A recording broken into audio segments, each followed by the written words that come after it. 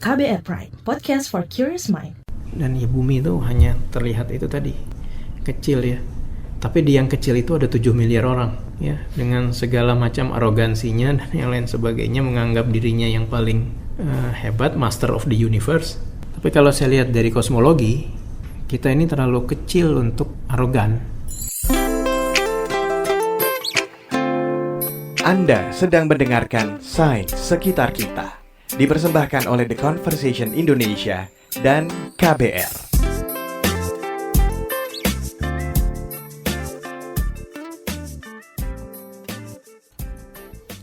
Halo, kita ketemu lagi di Sains Sekitar Kita. Kita sekarang ada di season kedua dan kita masih ngobrolin tentang peneliti-peneliti Indonesia.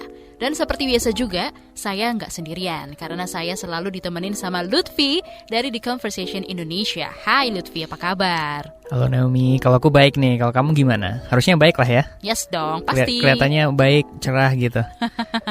BTW saat kita rekam podcast ini ya, kita ini udah di penghujung tahun 2020 nih. Ini tahun yang luar biasa banget gak sih? Luar biasa karena banyak liburnya. Oh enggak kerja tapi dari rumah lebih baik kayak gitu ya. Tapi bener sih, COVID ini yang paling berasa Lutfi, karena banyak banget yang meninggal, kemudian ekonominya ambruk, orang-orang juga kehilangan pekerjaan. Ya prihatin dan sedih deh pokoknya. Untungnya ada kabar baik di penghujung tahun, yaitu dengan datangnya vaksin. Harapannya sih ini bisa mengakhiri pandemi ini juga ya. Gila, bener banget Naomi. Ditambah lagi nih dampaknya pada keadaan ekonomi, terus kesehatan mental dan lain-lain. Itu apa ya, stressful banget gak sih? Banget. Nah, tapi tau gak sebenarnya nih, masalah pandemi COVID di tahun yang luar biasa chaotic ini dan luar biasa challenging ini, itu gak terlalu ada artinya loh kalau dibandingkan dengan dalam konteks skema alam semesta yang lebih besar gitu, atau the grand scheme of things gitu. Misalnya nih ya, bayangin nih, kamu tau gak kita ini spesies manusia itu sekecil apa di dalam alam semesta ini? Aku kasih gambaran. Semesta ini udah 13,8 miliar tahun usianya. Padahal nih, kita nih Homo sapiens itu usianya tuh baru 200.000 tahun yang lalu gitu mulai muncul tuh. Kayak fraction yang sangat kecil banget gitu. Diameter alam semesta ini kalau dari segi skala ukuran nih, diameter alam semesta yang bisa diobservasi oleh orang tuh 93 miliar tahun cahaya. Dalam kilometer, 1 tahun cahaya itu sekitar 9.000 triliun kilometer. Jadi kalau 93 miliar tahun cahaya ya dihitung aja ya, aku nggak punya energi untuk ngitung gitu. Tapi kayaknya gede banget ya secara skala ukuran maupun waktu. Aku nggak mencoba untuk nihilis dan ini apa, Kita sekecil itu gitu ya. Nggak mencoba untuk pesimis dan lain, tapi emang kita kayaknya sekecil itu gitu kalau dalam skala alam semesta. Wah, kalau udah ngomongin kayak gini nih, aku langsung berasa kecil banget gitu. Merasa nggak ada apa-apanya. Kayak emang lu siapa gitu. Padahal selama ini udah ngerasa paling penting gitu sedunia. Padahal dunia itu paling banter bumi gitu ya. Nah, biar kita makin panik nih, aku mau ngajak kamu ngobrolin tentang misteri alam semesta ini. Asik. Tapi ini ngomongin luar angkasa dan alam semesta secara serius nggak nih? Atau jangan-jangan malah ngomongin Star Wars atau Star Trek gitu? Apa ini yang mau kita bahas tentang alam semesta yang gimana? Oh, jangan salah, karena spoiler alert nih ya. Nanti kita akan bahas Star Wars juga ya. Tapi sebelum masuk ke sana, aku ada pertanyaan dulu buat kamu. Apa tuh? Kenapa manusia itu ada? Ayo. Apa sih takdir dari manusia? Manusia itu untuk... Pusing nggak? Pusing sih. Manusia ada karena memang udah ditakdirkan begitu kali. Gitu kali lah.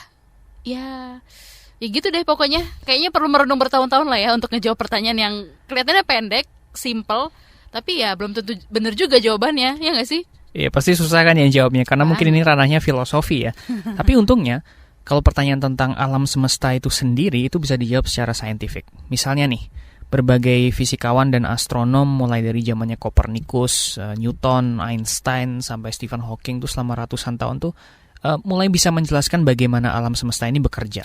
Oh gitu. Terus berdasarkan progres dari sains modern sejauh ini untuk tahu gitu, cari tahu cara kerja alam semesta, emang apa sih yang bisa dijelasin tentang awal mula, terus juga takdir akhir dari alam semesta yang kita lagi tempatin sekarang ini? Nah, now we're talking ya. Itu pertanyaannya tuh. Dan itu yang akan kita explore di episode ini. Awal mula dan akhir dari alam semesta. Dan untuk menjawab ini, kita berbicara dengan Profesor Husin Alatas, seorang theoretical physicist, atau bahasa Indonesianya peneliti fisika teori ya, dari IPB di Bogor. Saya Husin Alatas dari Departemen Fisika FMIPA Institut Pertanian Bogor. Ya, saat ini saya bekerja sebagai dosen peneliti, ya. Dan saat ini juga saya diberi amanah pertama untuk menjadi guru besar bidang fisika teori di Fakultas MIPA Institut Pertanian Bogor. Kemudian di Departemen Fisika tempat saya bekerja diberi tugas sebagai kepala divisi fisika teori. Wow, tahu nggak sih? Kadang aku tuh jujur ya, ngerasa heran. Kenapa ya ada orang-orang yang tertarik pelajarin atau mungkin mikirin hal-hal kayak gini? Karena bagi aku tuh bisa capek banget mikirinnya. Nah, waktu aku tanya dulu kenapa beliau tertarik dan end up jadi fisikawan ya, aku kira jawabannya tuh kayak nonton film sci-fi waktu kecil atau apa gitu. Ternyata nggak, Naomi. Profesor Husin ini cerita ya di usia muda, di usia remajanya dulu, waktu teman-teman lainnya tuh asik nonton film kayak Catatan Si Boy tahun 87 ya itu, beliau tuh malah nggak tertarik gitu. Prof Husin sibuk melahap buku-buku fisika dan udah ngefans gitu sama banyak ahli fisika di Indonesia. Tapi jangan salah, Prof Husin itu juga jadi penonton setia Star Wars loh selama 42 tahun. I told you kan kita akan ngobrol tentang Star Wars. Okay. Banyak aspek imajinatif di film science fiction itu yang mendorong minatnya dan drive imajinasinya menjadi fisikawan.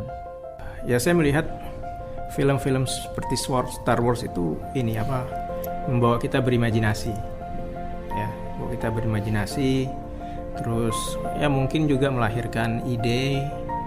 Ya, karena biar bagaimanapun juga saya percaya imajinasi itu lebih penting dari pengetahuan, sebagaimana kata Einstein ya. Imagination is more important than knowledge. Ya. Nah, tapi memang saya guyon sama anak saya. Dia bilang dari 42 tahun nonton itu ada satu yang tidak berubah dari Star Wars ya. Bahwa di angkasa luar itu ada suara. Ya, jadi padahal ya kita sama-sama tahu bahwa di angkasa luar nggak ada udara, jadi nggak ada suara seharusnya. Ya, tapi mungkin untuk efek film no problem ya. Nah, di awal dulu ketika nonton nggak paham. Ya, saya pikir itu hal yang wajar aja. Di angkasa luar ada suara. Tapi setelah belajar fisika tahu kok itu salah. Wah, aku juga baru tahu kalau di luar angkasa itu nggak ada suara. Padahal kalau kita lihat di Star Wars kan ya orang-orang kayak bisa ngobrol santuy gitu kan, pas perang juga suara tembakannya heboh banget. Tapi ya namanya film lah ya, efeknya banyak, masa jadinya dibikin film bisu kan nggak mungkin juga. Tapi Lutfi, waktu kamu ngobrol sama Profesor Husin, ceritain dong, kayaknya seru. Oh ya, seru banget dong, makanya kapan-kapan harusnya Naomi ikut juga. Oh boleh. Nah, during our interview ya dengan Prof Husin, kita tuh ngomongin banyak banget hal. Bayangin nih, saking serunya nggak berasa itu rekaman tuh sampai 3,5 jam. Secara Prof Husin ini fisikawan dengan bidang riset yang luas ya, dan dari yang skala kuantum atau partikel-partikel yang super kecil penyusun zat gitu sampai yang skala alam semesta. Tapi ada satu subjek yang paling katanya beliau paling gemari, yaitu tentang kosmologi. Bagaimana alam semesta bermula, keadaannya sekarang, dan apa masa depannya. Mulai merinding aku loh. Ngomongin awal mula alam semesta sampai masa depannya. Pasti ngomongin juga soal gimana berakhirnya kan ya.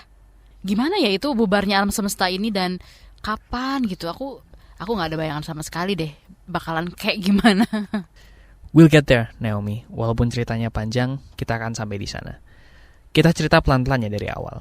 Nah, cerita ini kita mulai dari salah satu ilmuwan yang paling terkenal di dunia, yaitu Albert Einstein. Lebih tepatnya, studi era modern tentang alam semesta itu bisa dikatakan di kickstart atau dipicu atau jadi semakin banter sekitar tahun 1915-an ketika Albert Einstein mempublikasikan teorinya tentang relativitas umum.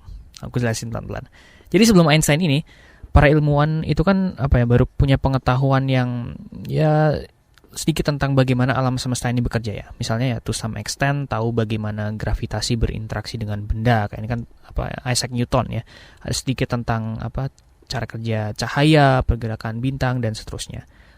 Tapi teori relativitas umum Einstein ini adalah suatu model yang jauh lebih komprehensif dan lengkap ya. Intinya tuh gini, dia tuh menjelaskan bagaimana benda dan partikel di alam semesta itu berinteraksi dengan gravitasi, cahaya dan waktu secara bersamaan gitu ya. Intinya tuh kayak super sederhana tuh kayak gitu. Nah, teori temuan Einstein ini mampu menjelaskan secara konsisten dan sangat indah tentang bagaimana cara kerja benda-benda di semesta. Jadi waktu ilmuwan nyocokin rumusnya dia dengan berbagai fenomena alam itu kayak cocok banget lah, cantik banget, pas banget jelasinnya. Mulai dari orbit planet, perilaku dari galaksi, berkembangnya bintang, munculnya lubang hitam, dan tentu aja yang akan kita eksplor sekarang, yakni awal mula alam semesta. Dan teori relativitas umum ini bisa dikatakan menjadi basis dari kosmologi modern. Jadi, berbekal wawasan baru ini di sekitar tahun 1915, ilmuwan itu semakin pesat mempelajari tentang kondisi alam semesta. Apa aja kira-kira, Naomi, yang ditemukan para ilmuwan menurutmu setelah teori Einstein ini terbit? Tahu nggak apa aja? Aku tahu. Aku sempat baca nih salah satu temuan yang cukup menarik abis adanya teori Einstein ini. Itu sekitaran tahun 1920 ada ahli fisika Soviet namanya Alexander Friedman. Itu nyoret-nyoret persamaannya Einstein ini gitu kan ya. Terus nemuin suatu hal aneh, kalau alam semesta itu ternyata nggak diem aja, tapi ternyata ngembang terus makin panjang, makin luas gitu nggak sih? Iya, benar banget. Dan bahkan Einstein sendiri tuh nggak percaya gitu dengan ini gitu, dan cuma nganggap ini tuh kayak error gitu. Einstein tuh malah memaksakan ngoreksi sedikit teorinya dengan nambah satu angka gitu atau suatu konstanta supaya di modelnya itu alam semesta ini tetap kayak diem aja gitu, nggak ngembang gitu. Dia kira tuh kayak itu anomali, masa sih alam semesta berkembang? Awalnya dia kayak gitu dulu. Nah, Einstein sendiri punya kepercayaan bahwa alam semesta ini statik, tidak berkembang. Ya. Ketika ditunjukkan bahwa persamaan medan Einstein, orang sebutnya persamaan medan Einstein, ya, itu sebetulnya menggambarkan ruang waktu. Ketika orang menunjukkan kepada Einstein bahwa teorinya ini menunjukkan alam semesta ini mengembang, Einstein itu langsung merasa harus memperbaiki teorinya. Ya. Kemudian dia masukkan ada satu suku di dalam persamaannya yang orang kenal sekarang sebagai konstanta kosmologi.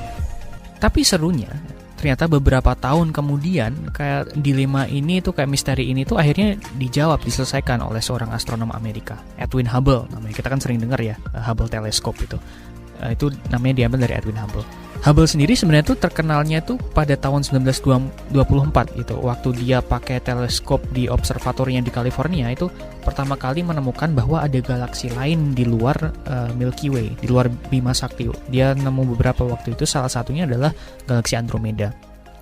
Nah, tapi yang terkait dengan cerita kita ini, data dari observasi galaksi tersebut ternyata tuh ada yang aneh gitu. Misalnya nih, dia pada tahun 1929 dia teliti lebih lanjut itu. Dia menghitung jarak dari galaksi-galaksi itu, dan juga misalnya karakter gelombang cahayanya dan all of that sciencey stuff, dan menemukan bahwa benar alam semesta itu emang berkembang gitu. Sampai-sampai ini Einstein waktu si Hubble menerbitkan ini gitu, dia sampai yang mengunjungi Hubble di observatorinya di California gitu. Mungkin nggak tahu ya, aku bayangkan kayak gedor-gedor pintu, bro bener gak ini bro gitu. Kali ya, nggak tahu ya. Okay. Untuk ngobrol lebih lanjut dengan Hubble, dan pada akhirnya Einstein itu benar-benar meyakini hal ini.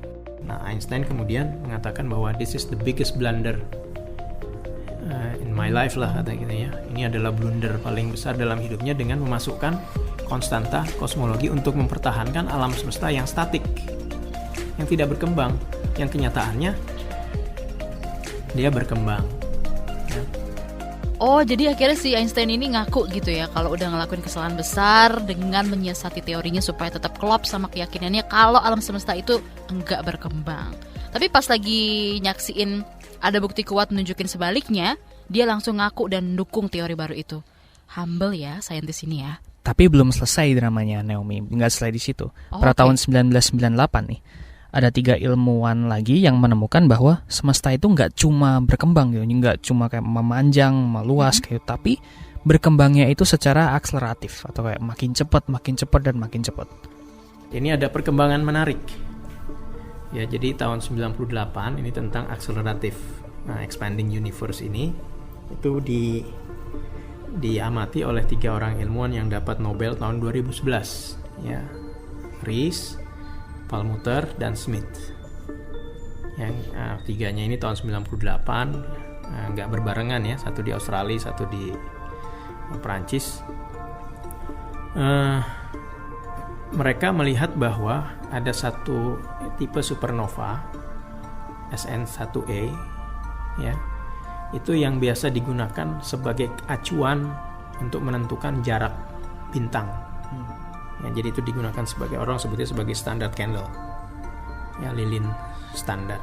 Nah, dengan menggunakan SN1A tersebut, dia ukur ternyata kurvanya itu kalau tadinya Edwin Hubble itu kan lurus, ini membelok melengkung ke atas. Ya, artinya apa? Artinya dipercepat dia. Nah, apa sih yang menyebabkan semesta itu berkembang dengan akseleratif kayak gini? Soalnya kan kalau kita mikir, bukannya kalau misalnya antar benda langit, antar planet, antar bintang itu bukannya ada gaya gravitasi yang saling narik gitu nggak sih? Harusnya ekspansi semesta ini kayak kerem gitu karena gravitasi ini. Tapi kok nggak kayak gitu? Nah, penjelasannya Prof. Husin kayak gini. Jadi bayangkan begini. Kalau saya punya gravitasi di bumi, saya lempar bola, kan lama-lama bolanya makin melambat kan? Satu saat akan diam balik lagi. Itu yang kita pahami. Ini bayangkan sekarang, saya ngelempar bola, bolanya bukan makin lambat tapi makin cepat. Pertanyaan apa yang menyebabkan kan? Saya lempar batu ke atas, bukannya melambat tapi makin cepat. Ya kan bingung orang. Apa ini yang menyebabkan? Karena bingung, nggak ada istilah lain ya, apa? Dark energy. Lah, kalau alam semesta semakin lama semakin ngembang dan cepet, terus itu apa artinya? Nah, ini nih dimana kita mulai menjawab misteri tentang awal mula dan akhir alam semesta. Wow, baru dimulai. Rada panjang nih ceritanya, jadi kita pelan-pelan.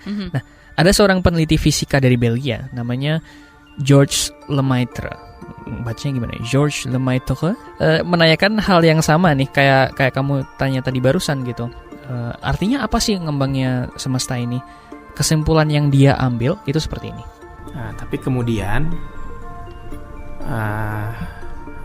ada seorang kalau nggak salah dia seorang pendeta Jesuit ya, dari Ordo Jesuit, Georges Lemaitre. Dia asal Belgia. Dia juga mempelajari apa yang dipelajari oleh Friedman dari persamaan teori relativitas. Kemudian dia berasumsi bahwa alam semesta ini harusnya ada awalnya. Ya, kalau dia berkembang, berekspansi, berarti kan mulanya kan dia kecil. Ya, kemudian dia mengembang, berekspansi. Dari situlah berspekulasi, pasti ada suatu origin di mana ada alam semesta itu ketemu di suatu saat di lampau, itu alam semesta itu kecil. Sebentar, jadi ternyata Georges Lemaitre ini yang disebut-sebut sebagai pencetus Big Bang Theory atau teori dentuman besar kan ya, yang nyebutin kalau peristiwa ledakan dahsyat itu nyebabin terbentuknya alam semesta. Iya, benar banget. Itu yang kita maksud sekarang dengan Big Bang Theory. Tapi dulu ada cerita lucu nih, Naomi, kenapa bisa akhirnya disebut The Big Bang Theory itu gitu. Jadi waktu pertama Georges Lemaitre ini menawarkan konsepsinya ya, kayak alam semesta kalau ngembang berarti ada titik awalnya dong. Itu dia kayak dikomentarin secara sinis gitu sama seorang astronom Inggris namanya Fred Hoyle gitu. Kayak dia bilang, masa sih kayak gitu, kalau misalnya ini awalnya kayak titik gitu terus tiba-tiba ada ledakan Big Bang terus tiba-tiba semua jadi meluas gitu. Niatnya dia kayaknya ngeledekin gitu. Tapi waktu orang-orang dengar tentang istilah yang dia buat ini Big Bang teori, orang kayak malah jadi, oh ini asik ya kalau dinamain Big Bang gitu, kayak nama itu kayak catch on gitu. Jadi secara ironis Fred Hoyle yang menentang Big Bang teori ini memperkenalkan istilah Big Bang teori kepada masyarakat gitu.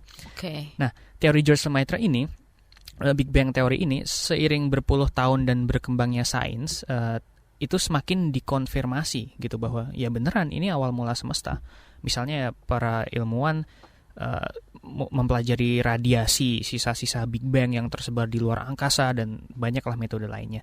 Salah satu hal yang juga ditemukan yang menurutku cukup menakjubkan juga misalnya adalah bahwa saat Big Bang ini terjadi, kayak titik kecil terus tiba-tiba Big Bang itu, semesta ini mengalami inflasi, kayak ekspansi perkembangan yang luar biasa cepat dalam waktu yang luar biasa singkat. Ya, termasuk bahwa ada indikasi kuat alam semesta itu setelah Big Bang ya di T10⁻⁻35 detik, bayangin ya.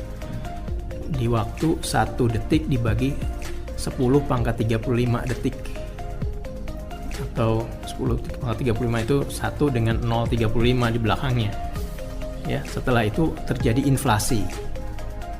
Langsung dari titik kecil banget langsung besar. gitu Ya, langsung besar terjadi inflasi. Nah, si MB itu mendukung teori tersebut. Ya.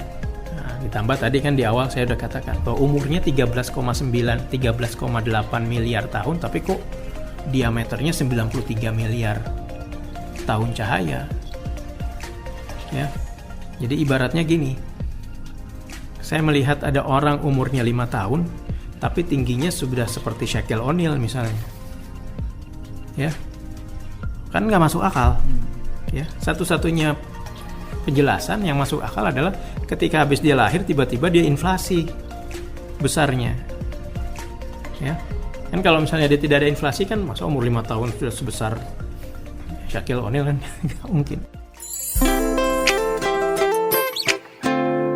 Anda sedang mendengarkan Sains Sekitar Kita, dipersembahkan oleh The Conversation Indonesia dan KBR.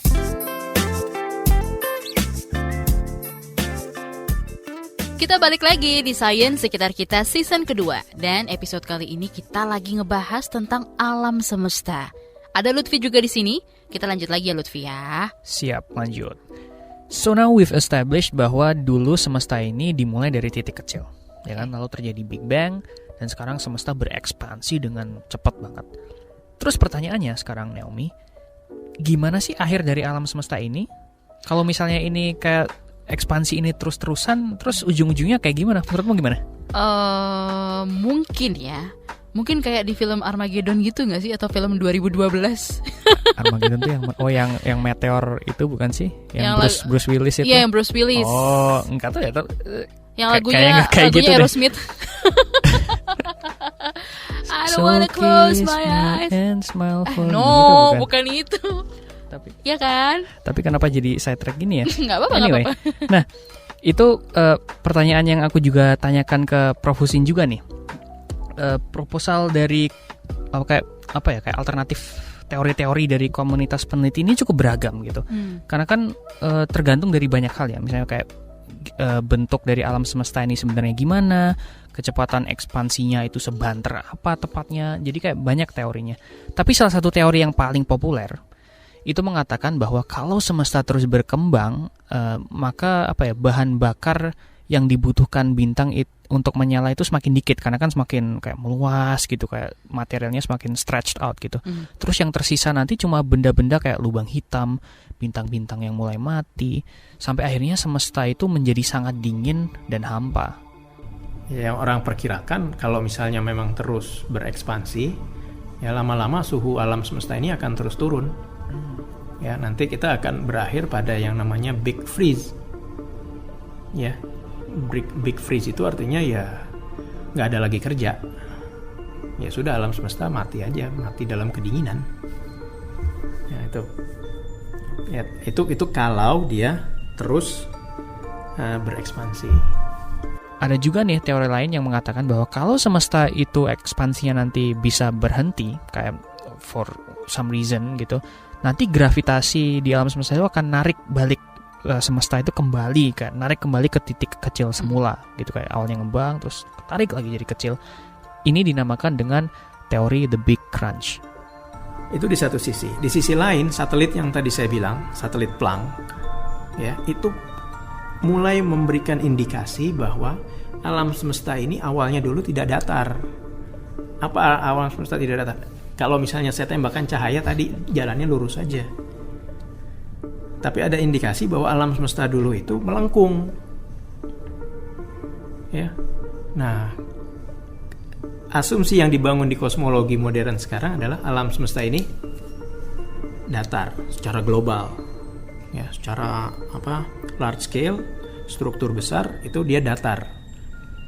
Kalau apa yang diungkapkan oleh Planck ini ternyata benar, alam semesta dulu itu tidak datar, ya maka skenario akhir dari alam semesta itu adalah Big Crunch. Ya, dia akan kembali seperti awal dari sebuah singularitas akan berakhir menjadi singularitas lagi. Oke. Ya, tapi ini masih spekulasi, datanya masih terlalu too early to say. Ada juga beberapa teori lainnya nih Naomi, tapi yang jelas itu satu, semesta ini akan mati suatu saat nanti. Tapi tadi kan aku udah cerita banyak teori tuh, menurut kamu gimana? Masuk akal gak sih? Masuk akal, bakal ada akhir zaman sih. Oh gitu. Kalau menurut aku begitu sih simpelnya. Ya kalau dipandang dari sudut pandang agama atau teologi, itu sih sebenarnya kayak selaras sih kesimpulannya. Atau kalau mau dilihat dari makna kata-katanya, ada awal ya pasti ada akhir. Jadi make sense sih, ya nggak? Itu mungkin penjelasan saintifik Profesor Hussein tadi juga masuk akal karena memang semesta itu bakal mati suatu saat. Tapi nggak tahu juga sih ya, namanya juga sains. Nanti kalau ada temuan dan bukti baru gitu misalnya, teorinya juga bisa diupdate terus ya, kayak Einstein aja tadi. Waduh, kalau misalnya ngomongin urusan agama aku gak ikut-ikut ya. Aku serahin aja ke Naomi yang kayaknya rajin ke gereja. Tapi kalau secara sainsnya, walaupun tadi aku udah cerita banyak tentang leading explanations tentang alam semesta ini, terutama yang cukup populer kan tadi teori Big Freeze ya. Ya memang namanya science itu ya cukup dinamis gitu. Temuan-temuan di masa depan itu akan semakin menguatkan teori yang ada, atau bahkan ya merubah dikit, atau bahkan ada yang penjelasan baru yang ternyata lebih meyakinkan dari teorinya Einstein. Who knows kan ya? Tapi aku ada pertanyaan besar sih tentang hal ini. Kayak komunitas peneliti itu kan bisa jadi dari latar belakang yang berbeda-beda gitu kan, termasuk agama juga misalnya. Padahal kosmologi gini kan urusannya ngebongkar hal-hal yang wow, luar biasa besar kayak takdirnya alam semesta. Ada konflik nggak sih kalau neliti-neliti kayak gini?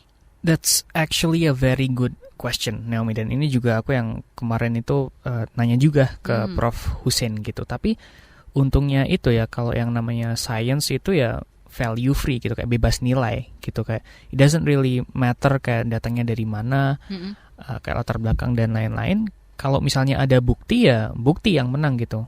That's the thing about science, it's value free. Ya, jadi yang jelas komunitas ilmuwan itu bahu-membahu gitu, karena sama-sama mencari the ultimate truth. Dan here's a beautiful message dari Prof. Hussein tentang ini. Ya pertama saya nggak pernah ada kesulitan ya. Artinya mau backgroundnya apapun juga, selama saya bicara tentang sains itu kita nggak ada halangan apa-apa. Ya itu dibuktikan dari tadi Nobel 79 itu menurut saya spektakuler ya.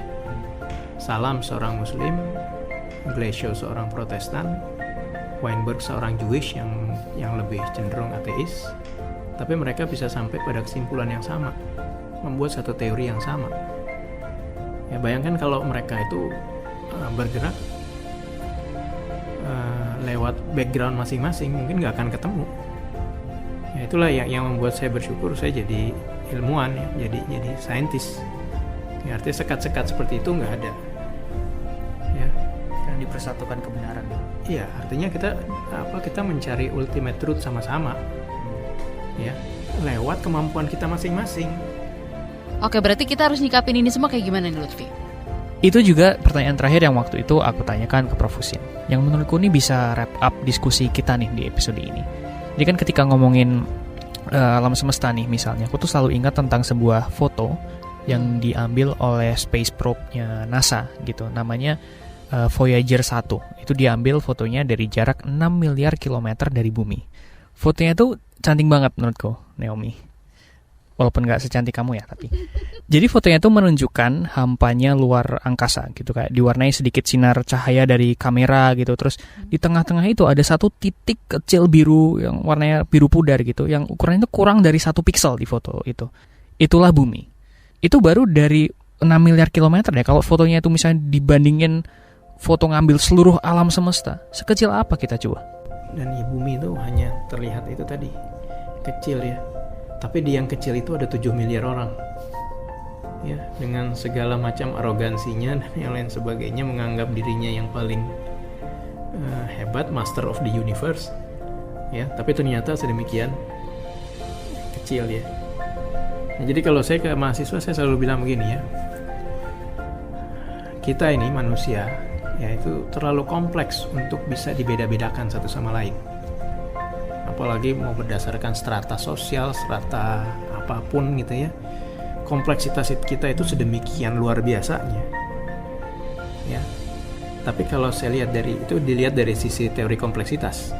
Tapi kalau saya lihat dari kosmologi, ya, kita ini terlalu kecil untuk arogan. Saya pernah dengar jokes dari Carl Sagan kalau nggak salah. Itu kayak di luasnya alam semesta itu di satu titik kecil kita memperdebatkan agama, sistem ekonomi, macam-macam kayak gitu. Padahal 99, lainnya kosong belum. Wah, luar biasa banget deh. Sekali lagi luar biasa banget. Semangat banget nih episode kali ini ya. Kita bisa dapat banyak penjelasan dari Profesor Husin, salah satu peneliti Indonesia. Jadi ini bisa dibilang sangat ngebuka banget paradigmaku tentang banyak hal. Tapi kita masih ada gak sih beberapa peneliti lagi yang bakal dibahas untuk next episode? Oh, tentu aja masih banyak ya peneliti-peneliti keren yang akan kita bahas di beberapa episode mendatang. Yang jelas teman-teman yang mendengarkan harus selalu stay tune. Wow, aku gak pernah sabar nih nungguin episode baru dari Sains Sekitar Kita. Karena memang obrolan-obrolan menarik dan juga berisi dengan peneliti-peneliti Indonesia dan juga hasil penelitiannya itu memang benar-benar mencengangkan gitu. Ya, kamu juga harus pantengin nih guys ya, nambah wawasan banget ini benar-benar. Nah, tapi kalau ada saran, masukan, gak usah ragu, langsung kirim aja lewat email ke podcast@kbrprime.id. Saya Naomi. Dan saya Lutfi. Undur diri.